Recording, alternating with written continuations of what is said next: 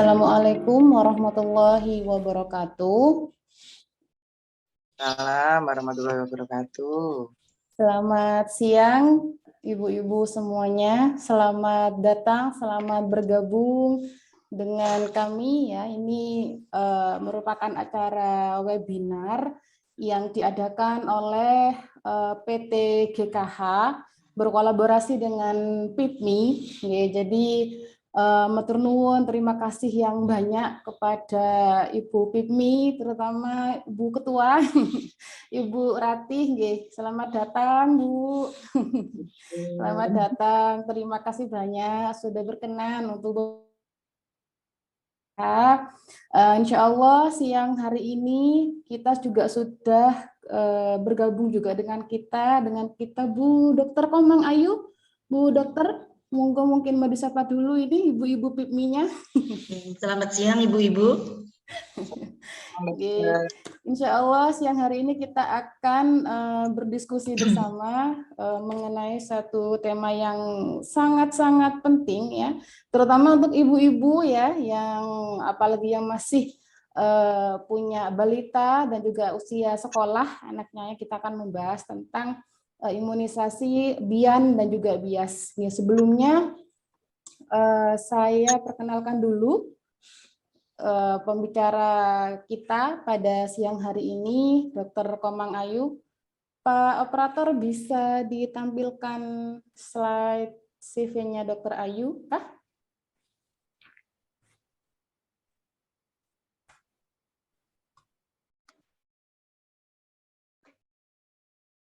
Belum bisa ya? Sebentar. Saya coba.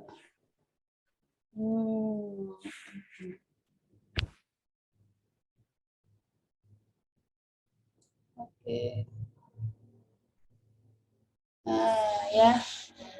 Inilah pemateri kita pada siang hari ini. Selamat siang, Dokter.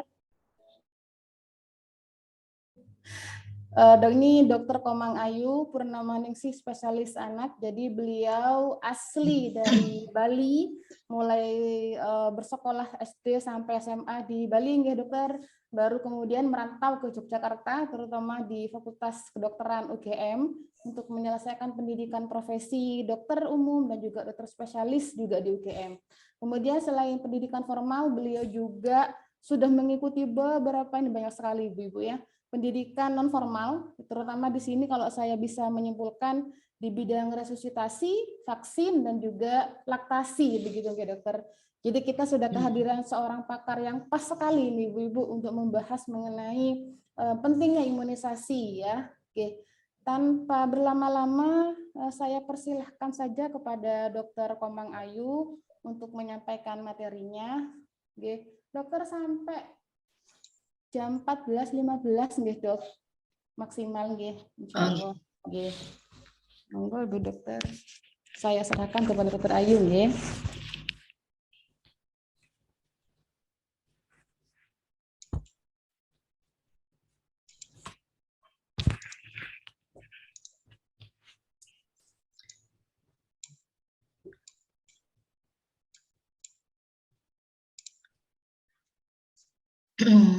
Selamat siang.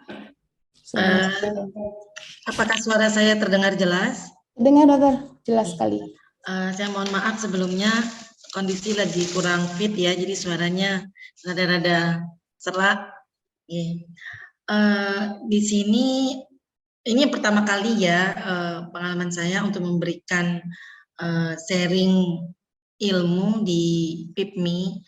Semoga berkenan dan memberikan manfaat buat ibu-ibu, memberikan pengetahuan betapa pentingnya imunisasi pada anak.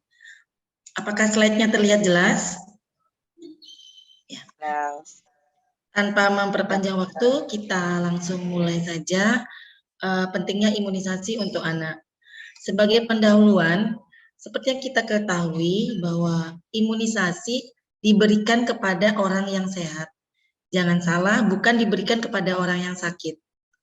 Yang saat ini kondisinya sedang tidak sakit atau sehat, sehingga semakin sehat dan kuat. Tentunya dengan alasan ini pengembangan vaksin akan jauh lebih ketat dibandingkan dengan pengembangan obat. Karena yang kita berikan adalah anak yang sehat, jangan sampai setelah diimunisasi malah tambah sakit. Pertimbangan manfaat dibandingkan resiko harus benar-benar dilihat, sehingga yang kita harapkan adalah manfaatnya jauh lebih besar daripada resiko yang nantinya akan ditimbulkan oleh pemberian vaksin.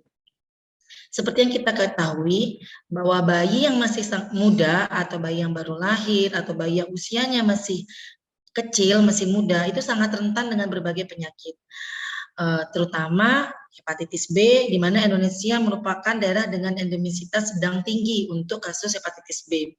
Polio, difteri, pertusis, tetanus, kemudian TBC, mungkin juara kedua mungkin sedunia ya untuk kasus TBC di Indonesia.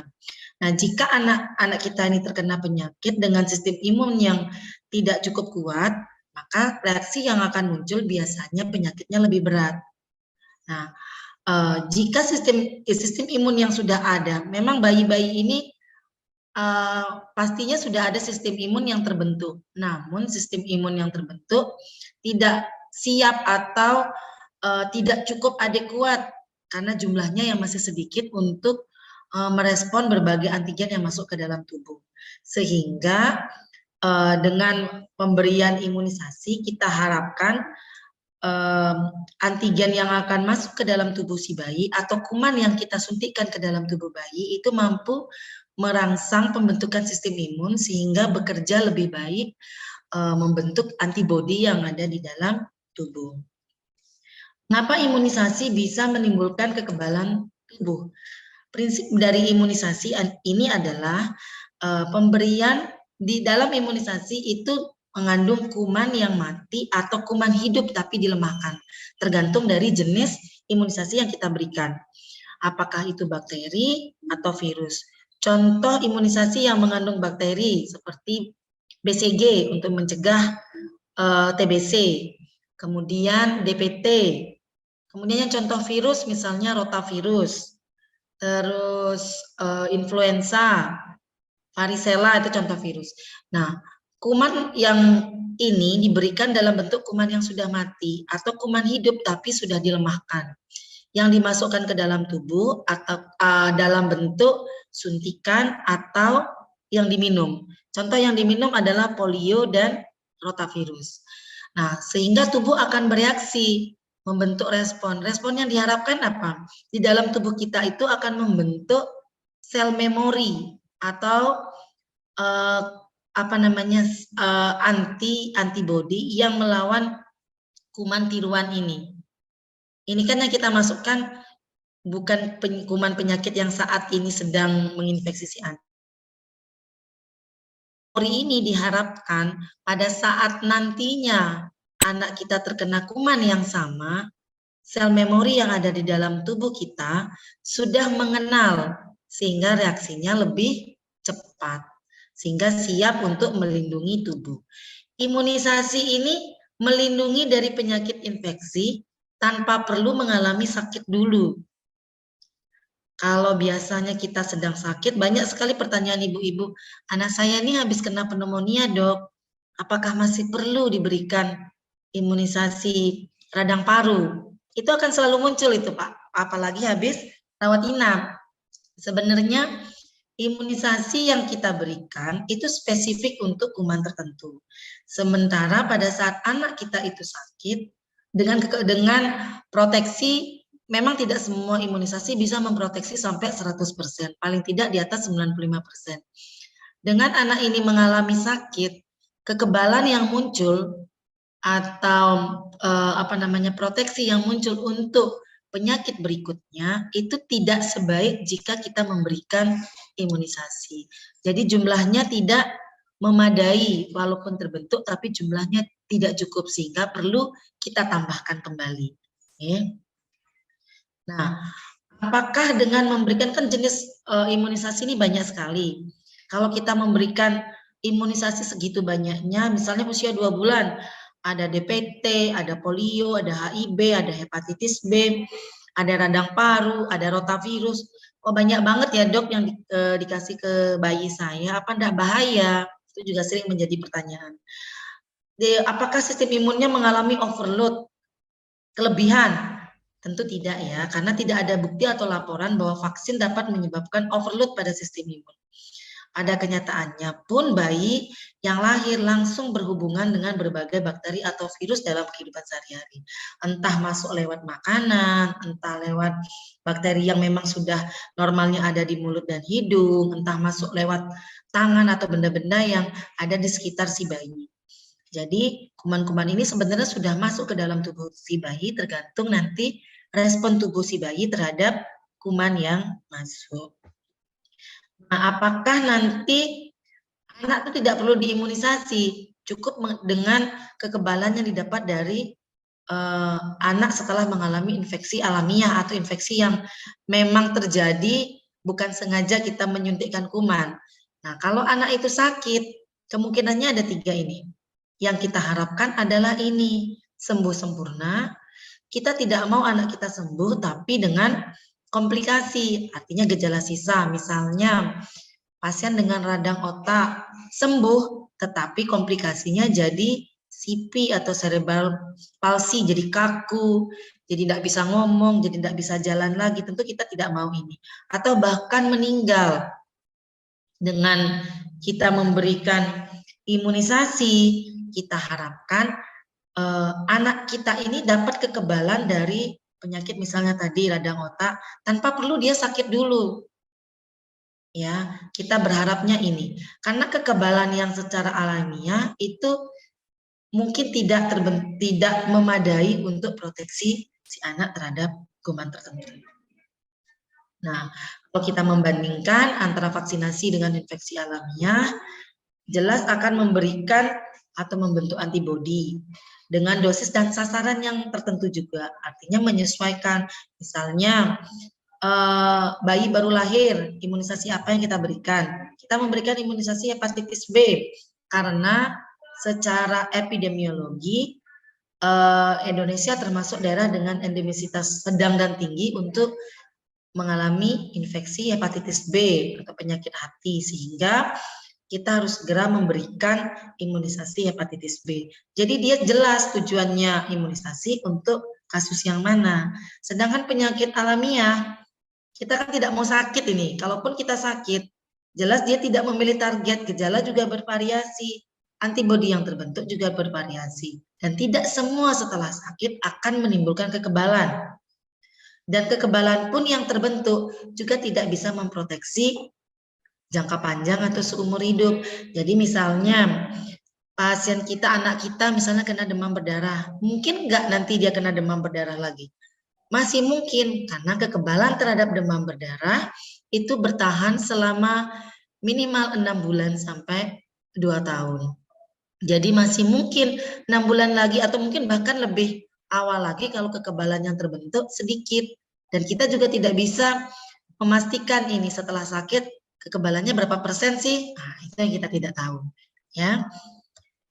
Kemudian sehingga yang kita harapkan dari imunisasi ini atau vaksinasi ini tidak hanya melindungi diri si anak, tapi juga melindungi anak-anak di sekitarnya yang kita kenal dengan herd immunity, yang kita harapkan dengan semakin banyak orang yang terimunisasi sehingga yang sakit semakin sedikit, sehingga yang lain juga terproteksi. Yang ini tidak terimunisasi.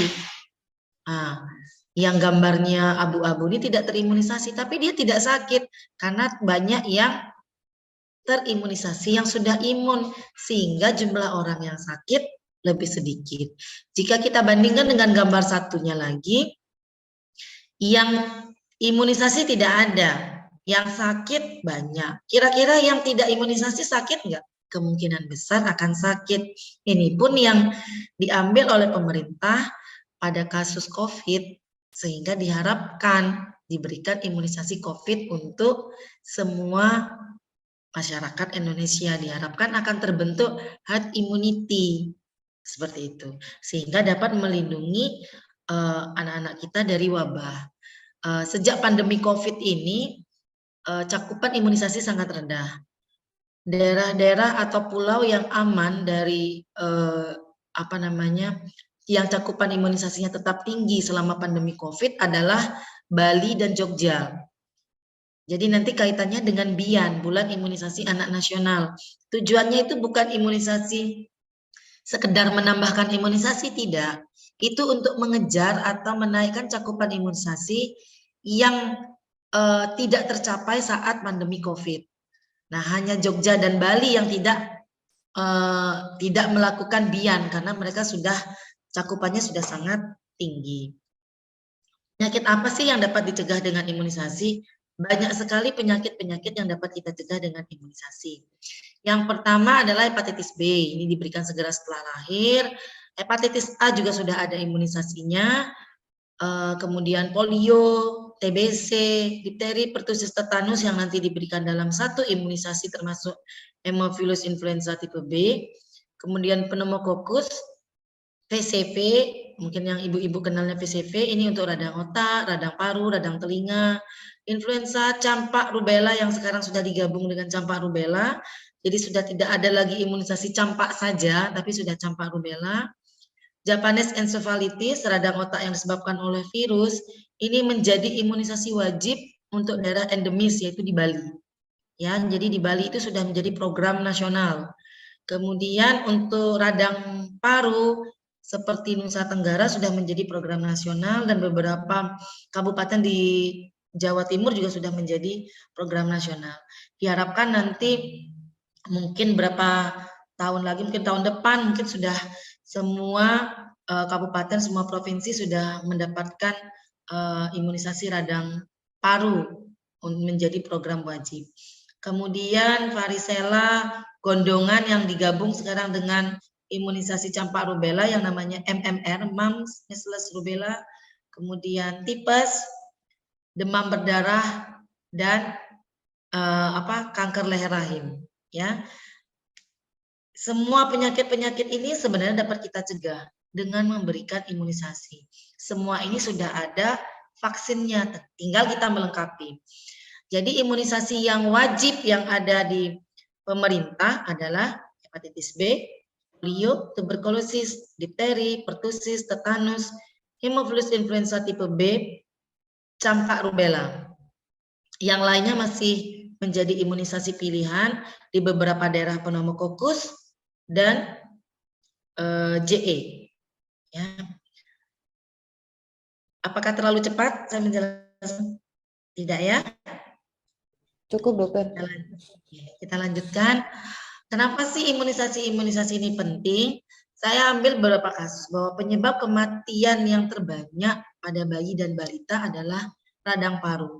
Dalam 3 bulan terakhir ini, kasus radang paru di Probolinggo lumayan banyak. Dengan gejala batuk, sesak nafas, napas cepat. Ini banyak sekali anak-anak kita yang terkena penyakit radang paru-paru. Kenapa? Karena banyak sekali yang sedang sakit saat ini. Penularannya lewat droplet atau lewat batuk atau lendir yang dikeluarkan oleh pasien lain. Sementara selama COVID relatif jarang. Kenapa? Anak-anak di rumah saja, sekolahnya online. Sementara sekarang begitu sekolah dibuka, anak-anak banyak yang batuk pilek, maskernya juga tidak bagus masangnya, di rumah pakai masker rapi, nyampe di sekolah sudah compang-camping, pulang sudah tidak tahu maskernya kemana. Jadi gampang sekali ini menular. Jadi saling menulari di antara teman-teman sekolah. Kemudian kasus yang selalu ada adalah diare. Kemudian infeksi otak. Ketiga ini sering sekali menjadi penyebab utama kematian pada bayi dan balita. Radang paru, faktor resikonya lingkungan. Kalau lingkungannya banyak yang kena radang paru akan gampang sekali menular. Asap rokok, apakah secara langsung menyebabkan radang paru? Tidak, tetapi dengan adanya asap rokok ini akan mengiritasi saluran pernafasan. Saluran pernapasan yang sudah teriritasi itu seperti tangan kita yang sudah luka. Jadi kalau ada kuman akan mudah sekali menimbulkan reaksi di tempat yang luka ketimbang bagian tangan yang tidak luka. Ya. Jadi dengan asap rokok ini iritasi saluran mengiritasi saluran pernafasan sehingga begitu ada kuman yang masuk akan mudah terjadi infeksi. Gizi kurang bahkan gizi buruk juga banyak kita temui. Nanti yang buntut-buntutnya orang tua akan mempertanyakan, stunting nggak anak saya? Stunting itu berkorelasi dengan ini. Kaitannya dengan faktor nutrisi dan infeksi yang terjadi jangka panjang pada 1000 hari pertama kehidupan. Kalau anak sering sakit, kemudian nutrisi tidak adekuat, gizinya terganggu, stunting pun menunggu. Nah, ini juga harus kita waspadai karena dengan gizi kurang, dengan stunting, itu akan mudah sekali kena infeksi. Jadi seperti lingkaran setan ya. Sudah gizinya kurang, daya tahan tubuh kurang, gampang sakit. Habis sakit, berat badan makin turun. Setelah berat badan turun, gizi makin jelek, makin mudah sakit, akan berputar segitu-segitu aja. Kemudian pada bayi yang usianya lebih kecil, atau mungkin orang yang lebih tua, itu akan juga mudah sekali terkena infeksi radang paru. Sehingga imunisasi radang paru dimulai sejak usia 2 bulan, 4 bulan, 6 bulan, dan booster atau ulangan di usia 12 sampai 15 bulan. Dan nanti di usia kita sudah tua, biasanya kita tambahkan lagi di atas 65 tahun ya.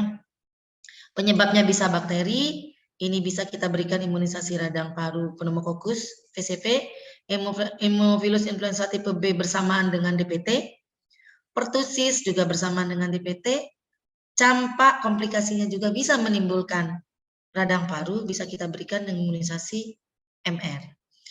Pencegahannya jelas kebersihan, cuci tangan, menghindari asap, etika batuk, dan penggunaan masker.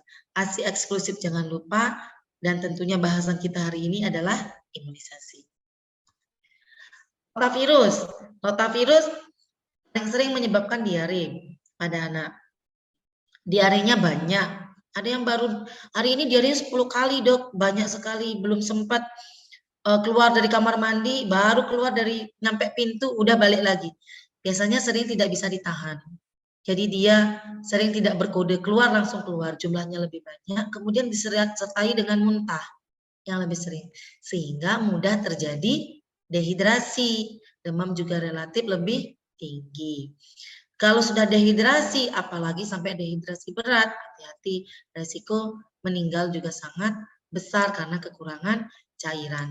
Pencegahannya tentu ini. Imunisasi rotavirus kita mulai di usia 2 bulan. Dosis pertama paling telat di usia 16 minggu atau 4 bulan. Jadi kalau ada bayi yang datang di usia 6 bulan untuk rota yang pertama itu sudah tidak bisa kita berikan. Nanti saya jelaskan untuk kapan sih waktu paling terakhir untuk memberikan rota imunisasi, kapan paling cepat ya. Jadi tidak semuanya sama. Imunisasi jelas merupakan salah satu pencegahan kesakitan dan kematian anak. Radang paru contohnya dengan pentabio tadi DPT, kemudian MR untuk komplikasi dari campak juga bisa menimbulkan radang paru, kemudian VCV. Kemudian diare, rotavirus. Kemudian untuk infeksi otak bisa dari HIB di pentabio atau yang paten itu Infanrix, Hexa atau Hexasim itu bisa. MR, VCV, JE atau meningokokus ini biasanya untuk yang mau umroh ya. Penyakit-penyakit berbahaya lainnya adalah 1, TBC, rubella, kemudian pertusis, ya, hepatitis B, difteri. Kasus difteri di bulan kemarin kalau tidak salah sudah ada beberapa difteri yang muncul lagi, jadi kita sudah mulai waspada. Kalau tidak salah itu dari Gili, di laporan grup itu ada kasus dengan difteri. Kemudian tetanus, harusnya sudah tidak ada lagi kasus tetanus kalau memang anak-anak ini sudah terproteksi sejak lahir untuk mendapatkan imunisasi DPT. Tetanus ini hanya saya dapatkan pada saat saya kuliah. Selama saya di sini saya belum pernah mendapatkan dan semoga tidak akan pernah berjumpa. Kalau difteri selama kuliah saya tidak pernah mendapatkan, begitu saya kerja di Probolinggo banyak sekali saya dapat. Ya, jadi sebenarnya di sini itu ilmu-ilmu yang mungkin kita tidak dapatkan selama kuliah ada semua di sini. Jadi mengasah ilmu, meningkatkan skill, tapi itu bukan bukan pencapaian yang membanggakan, tapi itu menyedihkan. Artinya ternyata banyak anak-anak kita yang belum terimunisasi. Ya. Kemudian TBC ini juga menjadi momok akhir-akhir ini karena banyak yang datang dengan ini no increase of body weight. Jadi datang dengan berat badan yang tidak naik-naik. Ada apa? Berat badan yang tidak naik harus kita lacak apakah alergi, apakah infeksi. Kemudian jangan lupa apakah nutrisinya sudah adekuat. Kalau nutrisi tidak adekuat juga berat badan akan sulit naik. Kemudian recurrent upper respiratory infection atau batuk pilek berulang. Ini juga harus mulai kita waspadai apakah anak kita mengalami infeksi TBC atau bukan. Karena penyebarannya juga sama seperti batuk pilek. Harus ada faktor penularan atau kontak dari penderita TBC dewasa. Kemudian positif tuberkulitas nih. Biasanya kalau sudah ada begini, dua gejala ini, biasanya saya akan menyarankan untuk dilakukan tes mantuk atau PPD test untuk melacak apakah ada infeksi TBC atau tidak. Kemudian difteri yang harus diwaspadai adalah pada saat anak demam, nyeri telan. Kalau memang belum ke dokter, coba dilihat mulutnya si anak. Apakah ada muncul bercak putih ini? Beslah namanya. Kalau ini sampai ada, ini khas untuk difteri. Dia bisa menutup jalan nafas, risiko kematiannya besar. Begitu ada bercak, sebaiknya memang segera ke dokter biar segera diberikan penanganan. Kalau akhir-akhir ini sudah tidak pernah, awal-awal saya bekerja di sini masih ada yang waktu kita ada KLB difteri sehingga semuanya mendapat imunisasi tambahan ORI DPT. Nah, ini untuk kasus difteri. Kemudian pertusis, bulan ini saya memang pernah mendapatkan pertusis tapi di RSUD, jadi belum diimunisasi sama sekali. Kemudian anak ini batuk. Pertusis itu nama lainnya batuk rejan, batuk 100 hari. Jadi batuknya panjang kayak anjing menggonggong. Jadi sekali batuk panjang lama berhentinya sampai bikin perdarahan di mata. Nah, batuk lebih dari 2 minggu diakhiri dengan muntah. Bayi bisa berhenti bernafas dan kematian mendadak. Nah, pembuluh darah bisa pecah, bisa seperti ini karena batuk yang terlalu panjang dan lama. Tentunya kita tidak mau anak-anak kita seperti ini. Semuanya ini bisa dicegah dengan pemberian imunisasi. Jadi, bagi yang belum imunisasi, mungkin mulai mempertimbangkan untuk segera memberikan imunisasi pada anaknya. Nah, ini jadwal imunisasi yang kita pakai. Ini jadwal imunisasi dasar yang diberikan di pemerintah. Ini yang di dokter atau fasilitas kesehatan swasta. Ini sama, ini pada dasarnya sama. Kalau kita cermati, BCG di usia 1 bulan. Kalau kita lihat di sini, BCG dari lahir sampai usia 1 bulan. Cara membaca tabel ini adalah, yang warna biru adalah jadwal yang seharusnya.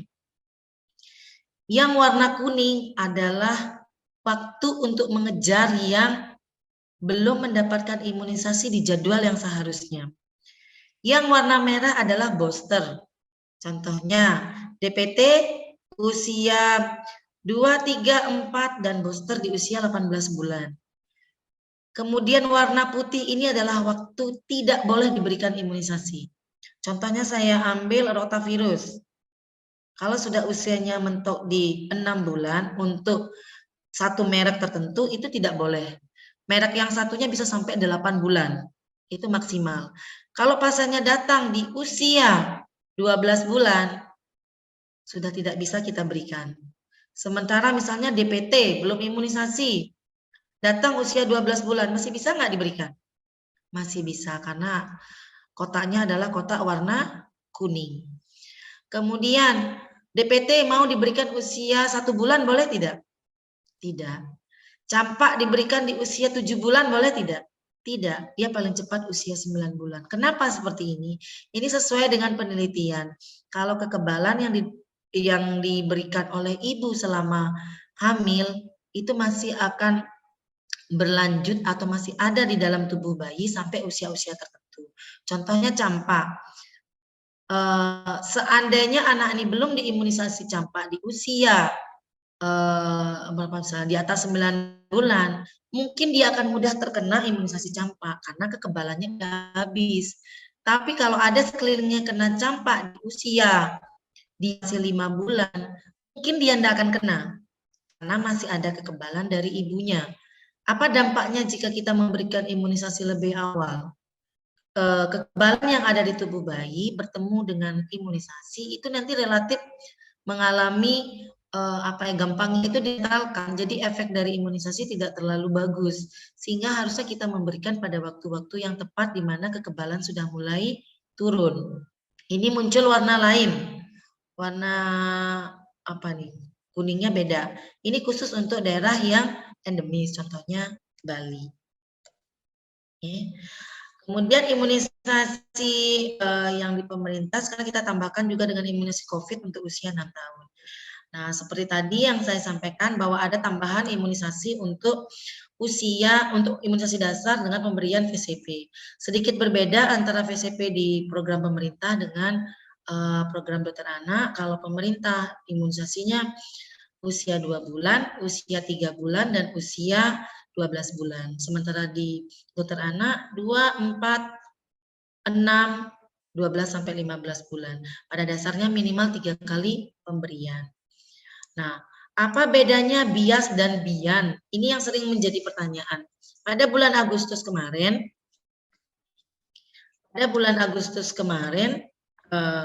muncullah imunisasi bian. Bian ini bulan imunisasi anak nasional. Dasarnya apa sih? Karena imunisasi banyak yang tertinggal selama pandemi COVID. Artinya cakupan imunisasinya ini menurun, sehingga terjadi ancaman KLB untuk kasus-kasus yang dapat dicegah dengan imunisasi, terutama campak dan difteri yang tadi saya sampaikan. Kalau beberapa bulan sebelumnya kita menemukan juga kasus campak dan difteri, sehingga perlu kita kejar imunisasi yang belum mendapatkan imunisasi dengan memberikan catch up imunisasi. Lebih praktisnya jika imunisasi diberikan imunisasi atau suntikan ganda. Nah, imunisasi bian ini yang pertama adalah MR untuk usia sampai 59 bulan. Jadi yang usianya di atas 5 tahun tidak perlu bian karena ini programnya untuk di bawah 5 tahun. Hanya tambahan tanpa memandang status imunisasi sebelumnya. Sebelumnya sudah lengkap, Dok. Sekarang saya usia 4 tahun. Usia 3 tahun, 2 tahun sudah dapat. Perlu tambah lagi nggak? Untuk bian perlu ditambahkan lagi. Ya, bian sudah lewat. Kemudian yang ada adalah bias. Ini adalah usia sekolah dasar. Nah, nih. Kelas 1 atau kelas 2 dan kelas 6 biasanya. Makanya sering ada imunisasi tambahan di sekolah. Kalau ternyata ibu-ibu sudah mengimunisasi anaknya DPT dan MR ulangan ini misalnya ke dokter, sudah ada jadwalnya, untuk bias bisa tidak diikuti karena sudah. Tapi lain dengan bian yang kemarin. Mau lengkap ataupun tidak lengkap, bian tetap masuk untuk usia di bawah 5 tahun. Jadi jangan bingung. Karena saya kadang ditanyakan di WA sama ibu-ibu, ini nih kasus bian apa bias? Kalau bias ya lihat, kalau kartunya sudah dapat imunisasi, tidak perlu lagi kita memberikan imunisasi. Kemudian kalau suntikan ganda, bahaya enggak? Sebenarnya suntikan ganda itu tidak berbahaya. Suntikan ganda itu artinya ini, misalnya datang hari ini imunisasi radang paru sama influenza, boleh enggak? Boleh. Yang kita lihat adalah jenis imunisasinya. Jika imunisasinya itu adalah vaksinnya, kumannya itu mati dan mati itu boleh bersama. Mati dan hidup boleh bersama. Hidup dengan hidup boleh bersama. Sekali pemberian. Hidup dengan hidup tidak boleh kurang dari 1 bulan jika diberikan terpisah. Misalnya, rotavirus sama polio tetes. Kita pisah selama 1 bulan. Kalau mau bersama boleh. Lebih baik bersama daripada terpisah 1 bulan. Kalau DPT sama polio, misalnya dari puskesmas DPT-nya ada, polionya nggak ada. Kemarin DPT, besok polio, boleh nggak? Apa harus nunggu 1 bulan? Tidak. Besok DPT, besoknya polio, boleh. Karena hidup dengan mati itu boleh bersama, boleh berpisah, boleh jeda 1 hari, jeda 1 jam, tidak masalah. Yang diberikan, yang tidak boleh adalah jika hari ini mau VCV dengan influenza, vaksinnya tuh disuntik, digabung terus disuntikkan satu kali. Itu yang nggak boleh. Yang ada adalah 2 kali suntikan. Misalnya paha kiri 1, paha kanan 1, atau sama-sama di paha kiri tapi di jarak kurang lebih 1 inci atau 2,5 senti, boleh. Ini biasanya enggak mau orang tuanya, mintanya kanan kiri deh sama lengan gitu misalnya. Itu boleh. Tapi yang sering terjadi adalah nawar, dok disuntiknya bareng aja, digabung dulu vaksinnya biar nusuknya 1 kali. Itu yang tidak boleh. Ya, multiple injeksi atau suntikan ganda itu di tempat yang berbeda. Jadi sebenarnya dengan suntikan ganda ini bagi yang terlambat itu sebenarnya lebih praktis. Lebih cepat rampungnya untuk melengkapi yang kurang-kurang. Petugas kesehatan juga lebih senang, cepat selesai. Orang tua juga nggak perlu datang berulang kali. Sama-sama nangis kok. Mau 2 atau 1 kan nangis juga anaknya. Mau 3 juga boleh. Selama ini sih belum pernah yang minta 3 ya. Yang sudah pernah 3 memang anak saya sih imunisasi sekalian daripada lupa. Ya, resiko lupanya kan besar. Jadi kalau memang jadwal imunisasinya seperti ini, coba kita lihat. Nah, di usia 2 bulan ada hepatitis B, polio, DPT, HIV. Ini jadi 1 suntikan. Rotavirus tetes, EVCP suntikan, rotavirus tetes. Boleh nggak bersamaan? Boleh. DPT paha kiri, VCP paha kanan, rotavirus tetes. Boleh. Karena ini kan jadwalnya tempuk-tempuk. JE sama MR boleh? Boleh. Sama-sama di lengan kanan kiri boleh atau lengan 1 paha 1. Boleh. Jadi tidak ada masalah ya. Tergantung nanti dari orang tua. Tega dan tidak tega. Kalau dokternya sih tega-tega aja. Ayo biar cepat selesai. Seperti itu ya. Kemudian yang mau saya sampaikan juga masalah. Ini manfaatnya sudah tadi saya sampaikan ya. Jelas mengurangi jumlah kunjungan, efisiensi waktu, apalagi kalau bapak-bapaknya nggak ada libur. Ibu-ibu kan nggak mau, kalau imunisasi nggak ada bapaknya, nggak ada yang megangin. Nah ini, kalau mau suntikan ganda juga boleh. Kalau sering-sering datang ke dokter, apalagi tiap 2 minggu suntikan, mungkin lihat baru kepala saya nongol aja mungkin sudah nangis anaknya, atau melihat mejanya aja sudah nangis. Dengan imunisasi ganda mungkin relatif lebih mengurangi. Tidak mengurangi manfaat vaksin. Jadi jangan khawatir begitu didobel satunya nggak efektif. Tidak. Yang tidak efektif adalah jika jaraknya itu kurang dari 1 bulan. Misalnya sekarang DPT karena buru-buru mau keluar kota, belum 1 bulan minta DPT lagi. Nah itu yang nggak efektif. Ya pasti salah satu tidak efektif, tidak maksimal perlindungan yang dihasilkan. Kemungkinan efek samping biasanya juga minimal. Cuma resiko nyerinya lebih kuat, itu bisa diakali dengan apa namanya kompres juga bisa ya. Nah ini beberapa hoax atau mispersepsi seputar imunisasi yang ini. Karena sekarang era digital semuanya bisa dilihat dari Google sehingga informasi-informasi banyak yang menyesatkan. Terutama mungkin yang sering menyesatkan adalah masalah MPASI. Mungkin di kesempatan lain mungkin kita bisa membahas masalah MPASI. Kita seharusnya dari informasi itu dapat menyaring informasi yang kita terima. Jangan sampai informasi yang kita terima itu malah menyesatkan. Dalam bulan kemarin saya mendapatkan ada beberapa pasien yang tidak imunisasi sama sekali dengan alasan sudah ASI. Hari ini pun saya masih punya pasien yang memang belum pernah imunisasi, anaknya terkena radang paru. Kenapa anak saya sering sakit, dok? Imunisasinya lengkap apa belum, Bu? Belum pernah imunisasi sama sekali. Soalnya kata tetangga saya habis diimunisasi anaknya panas. Ya. Jadi imunisasi itu seperti investasi jangka panjang buat kita. Kita memberikan investasi kesehatan buat si anak sehingga meminimalkan risiko infeksi. Kalau sering-sering sakit, daya tahan tubuh juga turun, berat badan turun, pastinya prestasi belajar juga akan menurun. Kasihan kalau sering sakit, sering izin. Nah, apakah imunisasi ini tidak perlu cukup dengan pemberian ASI saja? Ini bukan begini ya, imunisasi itu bukan singkatan dari imun is ASI, bukan. Itu tidak benar. ASI memang mengandung kekebalan, tapi sifatnya umum. Bisa nggak ASI-nya diprogram? Nanti kekebalannya untuk radang paru aja ya, kekebalannya untuk polio aja kan tidak bisa. Jadi dia tidak spesifik. Yang spesifik adalah imunisasi. Kenapa? Kalau kita ingin anak kita bebas atau terproteksi dari radang paru, kasihlah imunisasi PCV. Jadi dia spesifik untuk masing-masing kuman. Apakah imunisasi saja? Biar kebal nggak perlu ASI? Enggak juga, harus semua ya. ASI iya, imunisasi juga iya. Apakah imunisasi justru berisiko menimbulkan penyakit? Karena tubuh sengaja dimasuki kuman. Ini juga sering dipertanyakan. Tidak benar.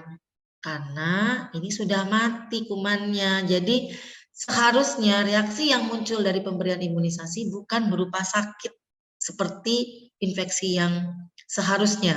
Karena kumannya itu sudah mati atau masih hidup tapi yang sudah dilemahkan. Namun dengan kondisi begini, kuman ini masih mampu merangsang pembentukan sistem imun atau antibodi. Jadi dia dapat memberikan kekebalan tanpa perlu sakit. Nah, ini lagi yang menjadi hoax ya. Mepet menyebabkan autis. Nah, ini terkenal sekali di kalangan kita. Nah, ini nih penelitiannya itu ternyata tidak valid. Jadi banyak manipulasi dalam data penelitian. Sehingga ini sudah ditarik artikel ini dan selama kita memberikan imunisasi pun kasus autis tidak ada hubungannya dengan imunisasi MMR. Anak yang autis kalau kita tanya juga sudah imunisasi MMR, enggak juga ya. Jadi itu kondisi yang berbeda.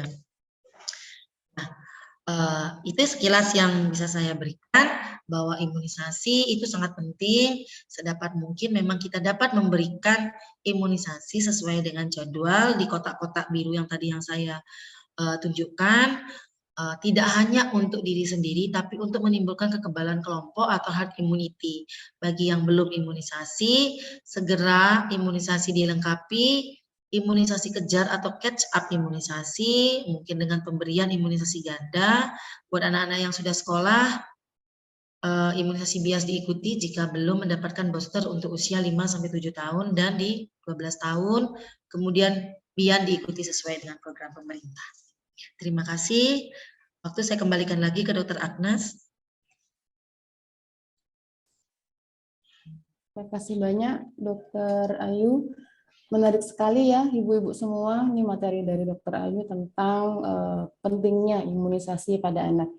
Oke, sekarang kita masuk ke sesi berikutnya, yaitu sesi diskusi atau tanya jawab. Di sini Ibu-ibu PIPMI bisa mengajukan pertanyaan kepada Dr. Ayu. Mungkin untuk sesi pertama saya kasih 3 penanya dulu, nggih. Monggo silahkan Ibu-ibu PIPMI. Ini mumpung kita sudah hadir di sini, Dr. Ayu. Monggo silahkan unmute. Ya, oh ya sudah ada yang raise hand ya. Sebut nama, sebut nama, kemudian pertanyaannya dilontarkan. Silakan. Monggo, siapa dulu? Pak operator mungkin bisa di-unmute yang mau nanya itu sudah pada raise hand itu.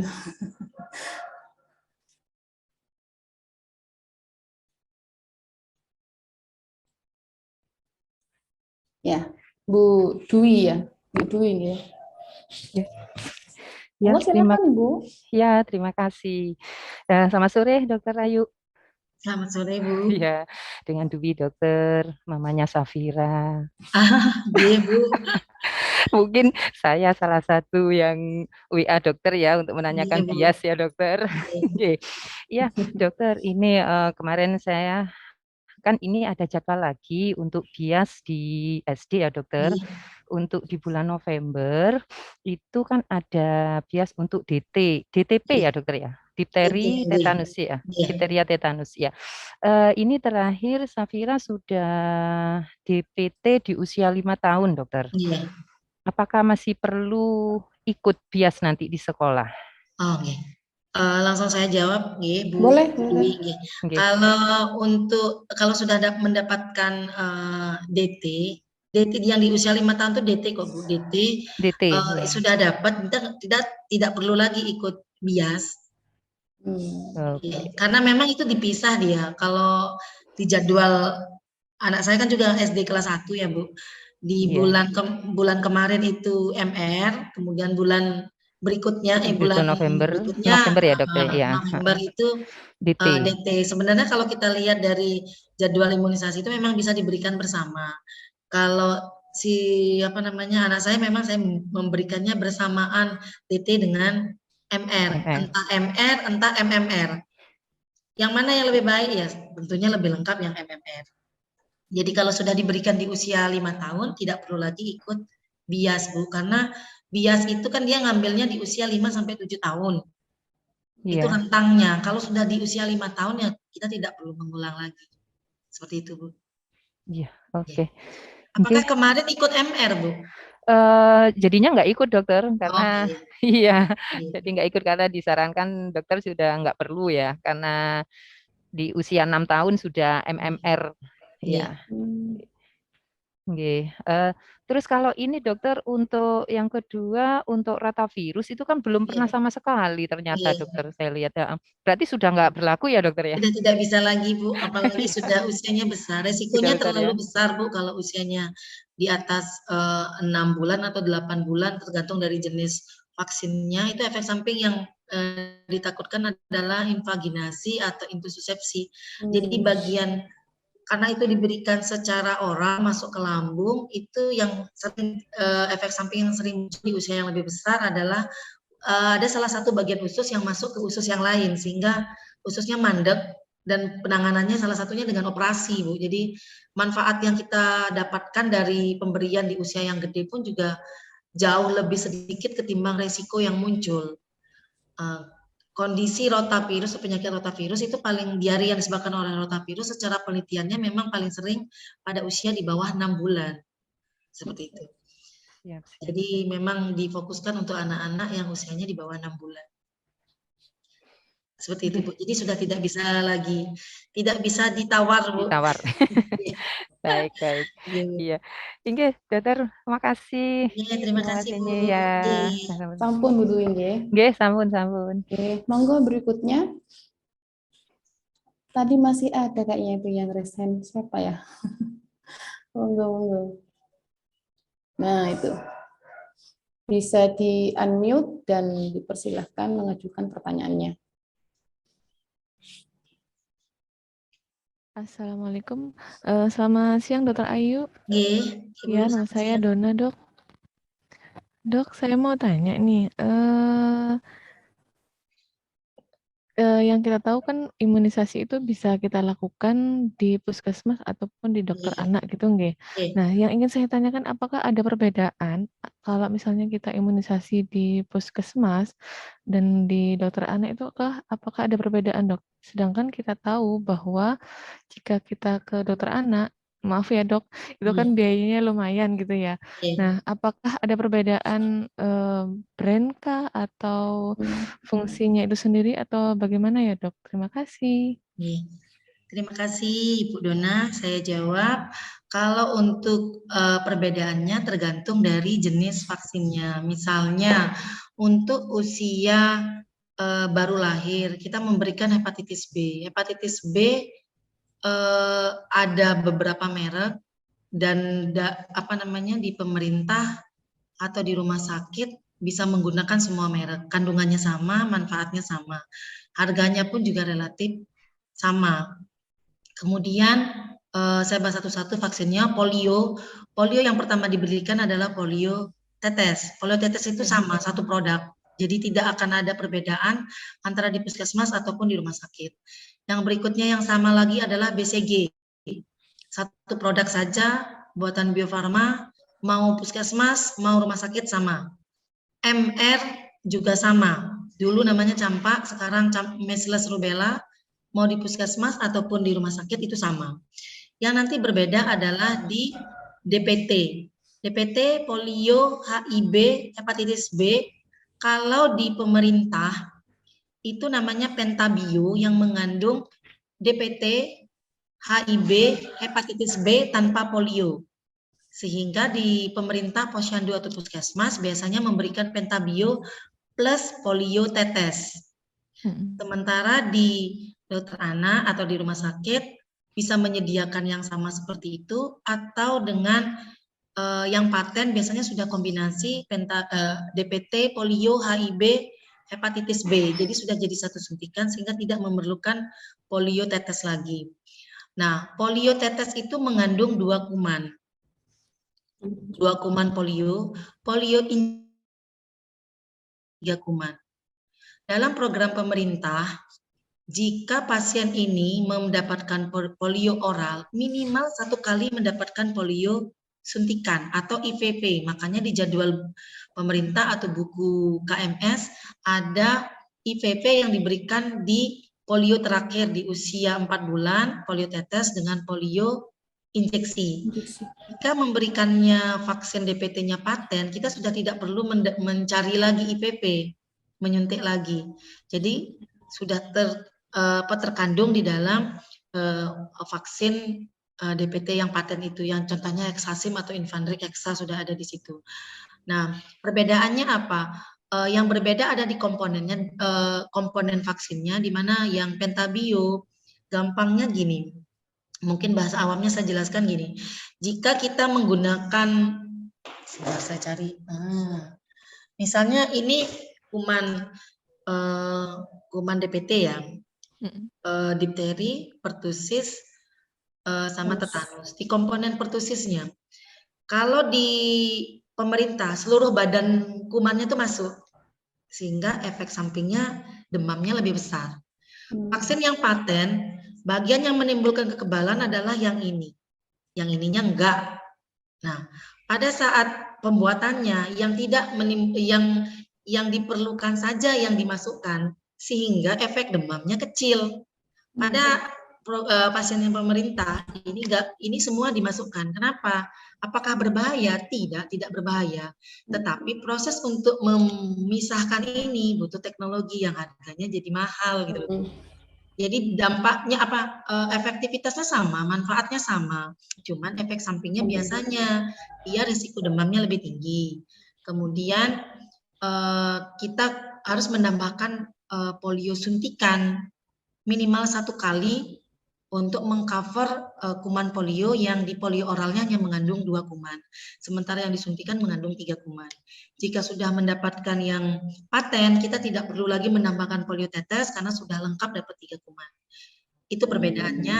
Manfaatnya sama, cuman berbeda sedikit di efek samping, dan tergantung juga cara penyuntikannya, Bu, karena tidak semua yang disuntik vaksin dari pemerintah itu panas.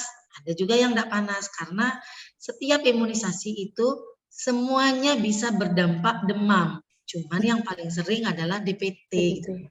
Jadi tidak perlu khawatir, seandainya pun mau ke puskesmas itu tidak masalah. Jadi bukan berarti yang di puskesmas lebih jelek, yang di dokter anak lebih bagus, tidak. Prinsip kita yang penting terimunisasi. Saya juga banyak dapat sebagian di puskesmas, sebagian di dokter. Boleh, asalkan dia dapat gitu loh, daripada enggak. Iya dok. Kemudian perbedaannya lagi adalah imunisasi tambahan yang tidak didapatkan di posyandu atau di puskesmas. Misalnya VCP belum masuk imunisasi wajib karena masih beberapa daerah. Rotavirus pastinya tidak ada, varicella, tipoid, kemudian apalagi hepatitis A, JE semuanya tidak ada di pemerintah. Jadi tidak bisa saya bandingkan karena memang tidak disediakan oleh pemerintah. Seperti itu, Bu. Ya, jelas sekali dokter. Terima kasih banyak atas informasinya, dok. Terima kasih, Mbak Dona. Ini, dok, selain pertanyaan dari ibu-ibu secara langsung, kita di chat ini sudah ada 2 pertanyaan. Kita bacakan dulu ya, dokter. Dari Bu Leli. Bu Leli, dokter, apa ciri anak di bawah 1 tahun yang kekurangan zat besi atau mengalami anemi, dan bagaimana cara pencegahannya, dokter? Terima kasih. Monggo, dokter. Terima kasih, Bu Leli, pertanyaannya. Kita lihat dulu dari anamnesis ya. Untuk anak yang kekurangan zat besi, biasanya dia lebih lemas, kemudian seperti iklan letih, lesu, loyo, dan LL yang lain biasanya. 5L. Ya, kemudian kalau dari pemeriksaan fisiknya kita bisa melihat di konjungtiva namanya. Jadi kalau kita narik mata bawah, nah di dalam kelopak mata bawah itu biasanya lebih pucat. Kemudian gampangnya lagi kalau kita membandingkan antara telapak tangan yang tidak anemia dengan yang anemia. Kalau kita misalnya HB kita bagus, kadar hemoglobin kita bagus, kita bisa membandingkan dengan tangan anak kita.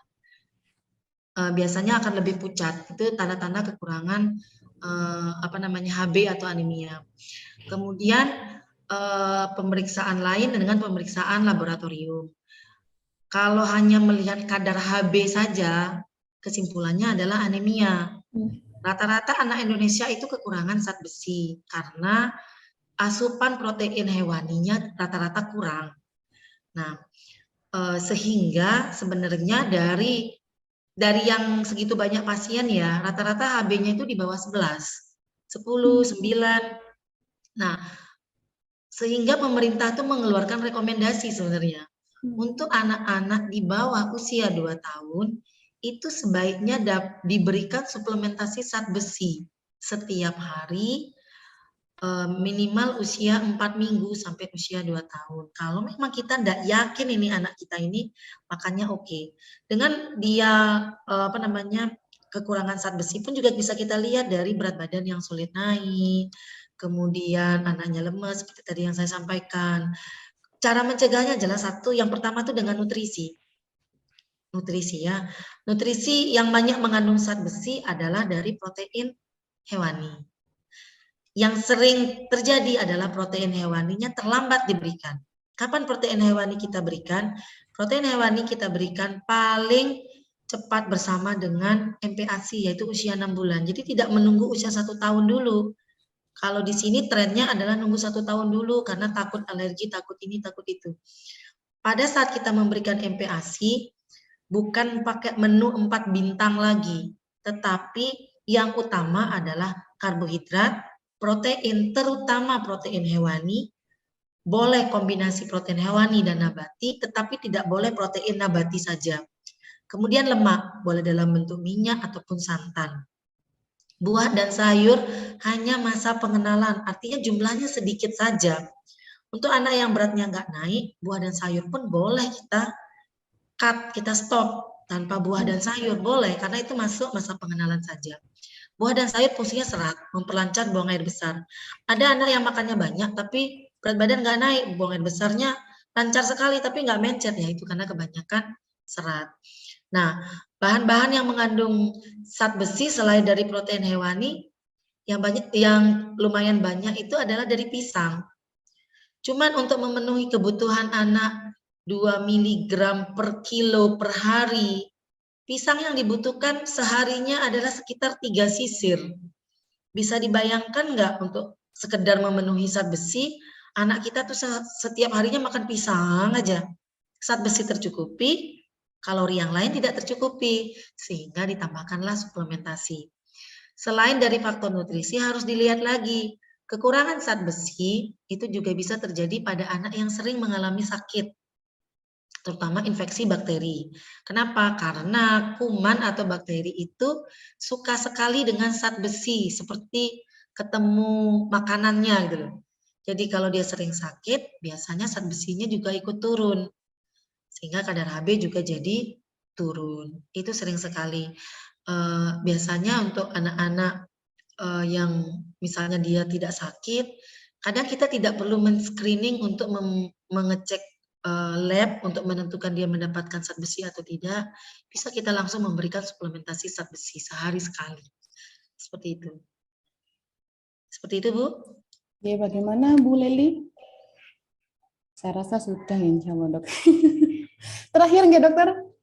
Dari Bu Kurniawan ini, mohon izin bertanya, Dok, apakah vaksin pneumonia bisa diberikan pada usia 40 tahun?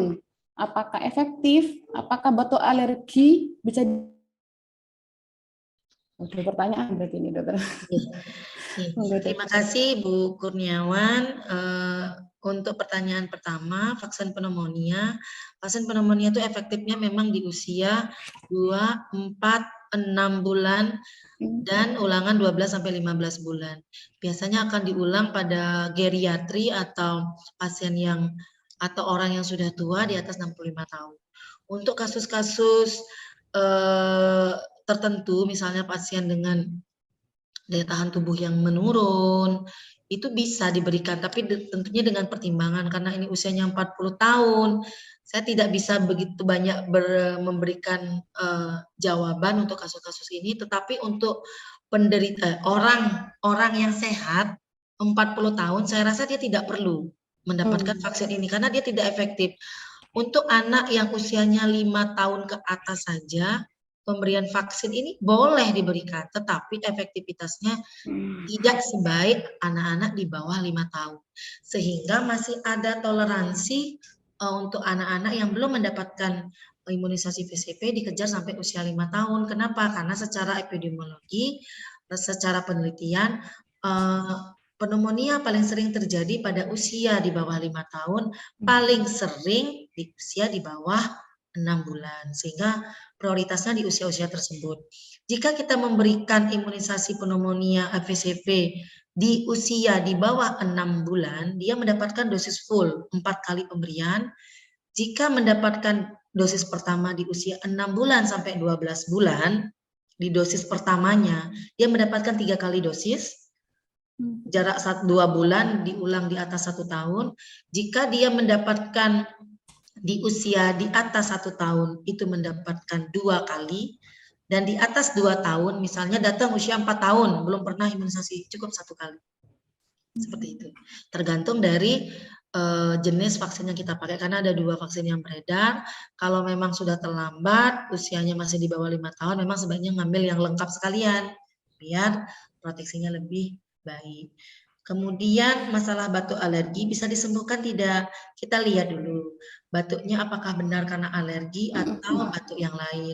Batuk kronik berulang sering terjadi pada pasien dengan alergi.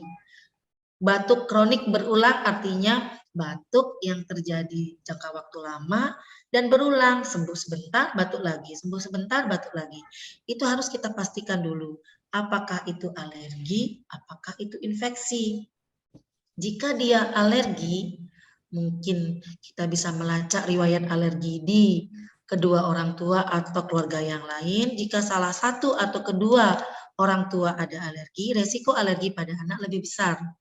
Macamnya alergi juga tidak mesti sama. Ada alergi susu sapi yang pertama, dermatitis atopik, asma, sama rinitis, bersin-bersin. Tidak selalu sama. Contoh ibunya asma, anaknya belum tentu asma. Batuk alergi ini mengarah ke asma. Ibunya alergi, ibunya asma, mungkin anaknya cuma bersin-bersin saja, tidak sampai asma. Jadi itu 4 jenis alergi atau alergi Mars yang bisa kita wariskan. Nah, tidak hanya harta ya Bu, alergi bisa kita wariskan, tergantung yang mana. Contohnya saya rinitis, anak saya yang pertama asma, anak saya yang kedua aman, anak saya yang ketiga aman. Suami saya aman, saya dapatnya dari ibu saya yang alergi, ibu bapak alergi, kakak saya yang pertama aman, kakak saya yang kedua tiap hari pasti biduran, saya tiap hari pasti bersin-bersin. Jadi manifestasinya tidak sama, sama-sama alergi. Itu harus dilacak dulu. Kemudian kalau memang mau lebih jelasnya harusnya sih tes alergi. Kemungkinan batuk kronik berulang yang lain adalah infeksi. Infeksi yang harus dipikirkan adalah salah satunya TBC. Apakah bisa disembuhkan? Kalau dia memang batuknya karena alergi, carilah alergennya, carilah faktor yang mencetuskan alergi. Kalau sudah dapat pencetusnya, sebaiknya dihindari. Prinsip alergi adalah penghindaran alergen. Dengan diharapkan pelan-pelan akan berkurang. Sembuh atau tidaknya tergantung dari seberapa kuat kita menghindari alergen tersebut.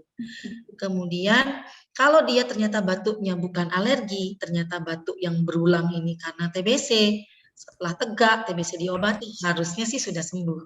Seperti itu. Ya.